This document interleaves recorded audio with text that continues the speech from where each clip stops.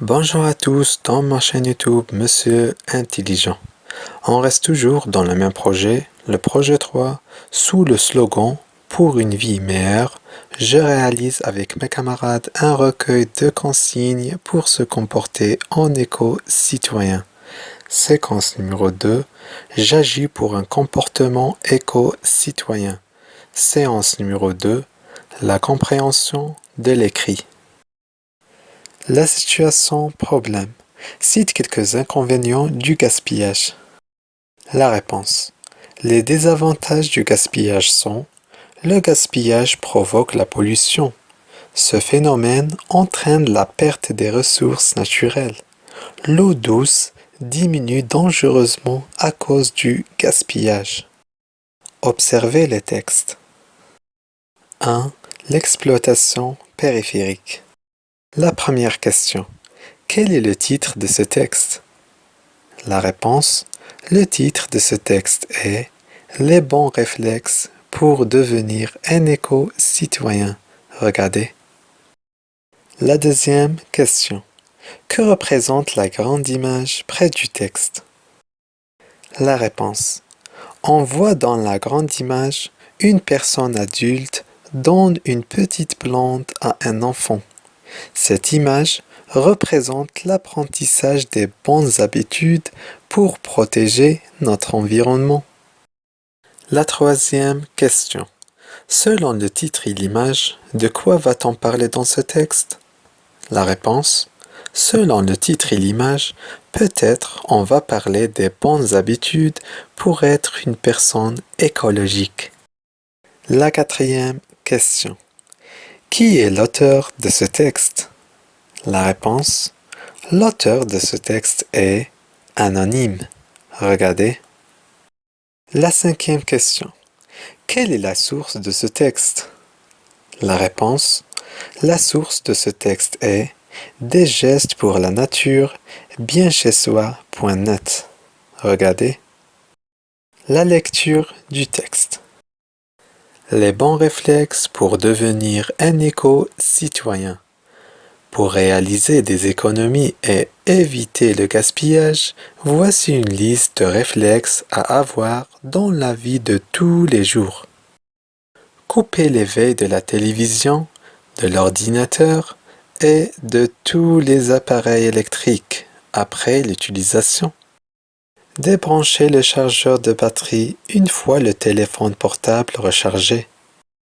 Éteindre les lumières d'une chambre, d'une classe, dans les couloirs et les toilettes quand il n'y a personne. Ne pas laisser couler l'eau inutilement pendant le lavage de la vaisselle, le rasage ou encore le brossage des dents. Prendre une douche rapide plutôt qu'un bain. Boire de l'eau du robinet et non pas de l'eau minérale. Éviter d'acheter sans goûter, le préparer à la maison. Pousser les proches et amis à agir pour un meilleur environnement, d'après des gestes pour la nature, bien chez soi.net. 2. Exploitation centrale. La première question. Quel est le thème traité dans ce texte? La réponse. Le thème traité dans ce texte est l'apprentissage des bonnes habitudes pour être une personne écologique. La deuxième question. Quel est le but de l'auteur d'après ces conseils donnés? La réponse. Le but de l'auteur dans ce texte est de réaliser des économies et éviter le gaspillage. Regardez. La troisième question. Pourquoi prend-on une douche rapide plutôt qu'un bain? La réponse. On prend une douche rapide plutôt qu'un bain car la douche rapide est plus économique que le bain. La quatrième question. Combien y a-t-il de consignes et d'interdictions dans ce texte? La réponse. Il y a 6 consignes et une seule interdiction. Regardez. La cinquième question. Relève du texte un adverbe en ment. La réponse. L'adverbe en ment est inutilement. La sixième question. Quel est le type de ce texte? La réponse. Le type de ce texte est prescriptif. La 7e question. Quel est le type des phrases dominantes dans ce texte? La réponse. Le type des phrases dominantes est le type impératif. La 8e question. Relève du texte une phrase impérative. La réponse. Il y en a beaucoup, mais on choisit celle-là. Évitez d'acheter sans goûter, le préparer à la maison.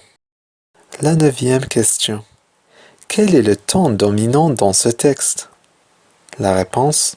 Le ton dominant est l'infinitif présent. La 10e question. Quelle est la nature grammaticale du mot goûter? La réponse. Le mot goûter est un nom.